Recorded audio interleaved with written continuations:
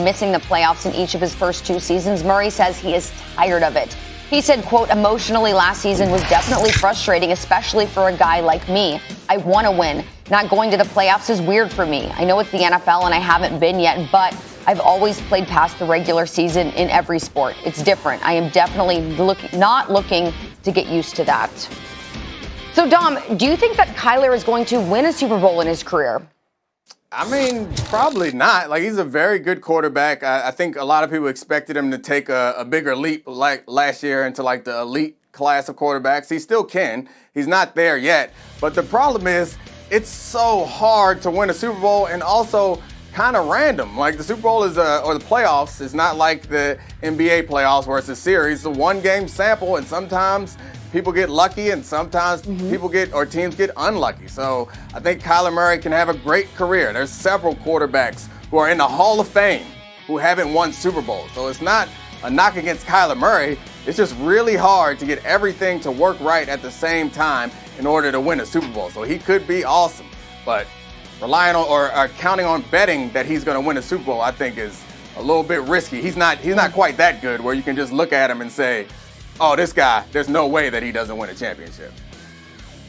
Well, I'll tell you what. Look, he's from Texas, and one thing you can't count out is a Texas boy, all right? One thing you can't count out is a Texas boy. He's a winner, and to me, he keeps improving every single year. He got better last year. Yes, he has things he has to work on. But when you talk about the modern-day quarterback, a guy that could scramble out the pocket, that could rush and get you on a scramble 20 to 30, even 50 yards where he can't be touched because he's just that shifty and that quick, right? But when you talk about now what they added around him, he already had DeAndre Hopkins. Then you add A.J. Green. You got Christian Kirk in that wide receiving core. Lord knows if Larry Fitzgerald comes back, that might be the best receiving core in the damn NFL. And then they done beefed up on the defensive side of things. I'm not saying that they're going to win a Super Bowl this year because I got the Tennessee Titans winning it. But all I'm saying is that can he win one in his career? I believe he can.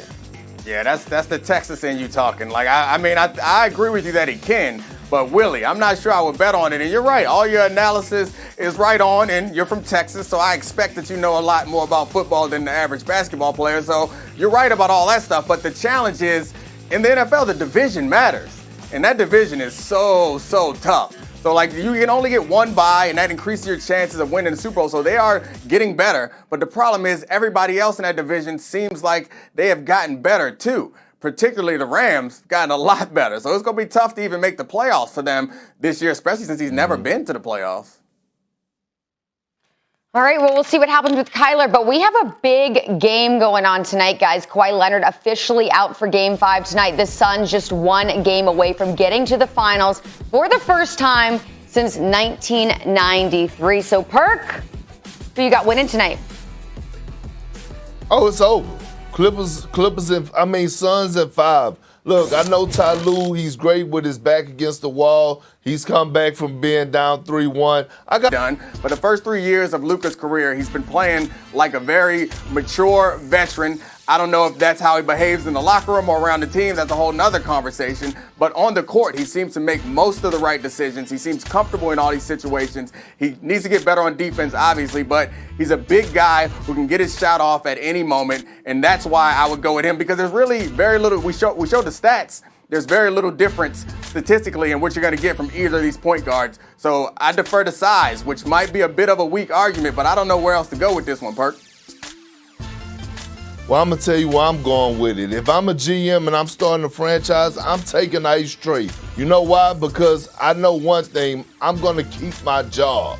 I'm not going to walk away or get fired or let go. See, right now what's going on in Dallas, we don't know what's going on. The coaches is walking away, the general managers, the front office. It's a disaster over there. And that goes to show me that something is going on in that locker room with their star player. When it comes down to Ice Trae, I'm looking at what he's doing and how he's doing it. Not only is he getting buckets, but it looks like to me, guys love playing with him. I can't say the same for Luka. Porzingis look highly upset. Josh Richardson looks highly upset. Like, the difference between the two is that Trae could get his, get others involved, and he could take a back seat and let others rock out. When I watch Luka, Luka has the ball in his hands 20 of the 24 seconds of the shot clock, and then he's passing the ball to a teammate and putting them in a bad position and saying, just catch and shoot. Trae Young, it feels like it's a joy to play with him. Yeah. So I'm going with Trae Young.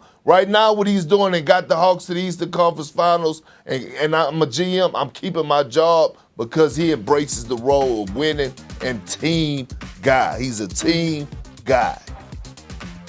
Yeah, well, I mean, Trae Young has a different head coach now than he did at the beginning of the season.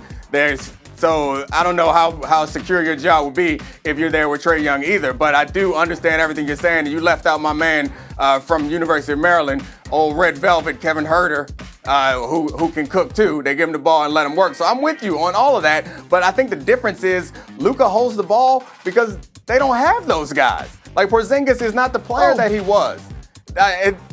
I guess Hardaway is the guy you would want to give, but Hardaway is not the player that they have down in Atlanta. So I think that's what it boils down to. Maybe Porzingis in another situation will be different. Neither of us know. Maybe he'll be in a situation, maybe no matter what, he'll always play like James Harden did in Houston. But we see that James Harden has found another way to play with the Nets. So I'm thinking that Luka can do that in the right situation with the right players around him. That's all.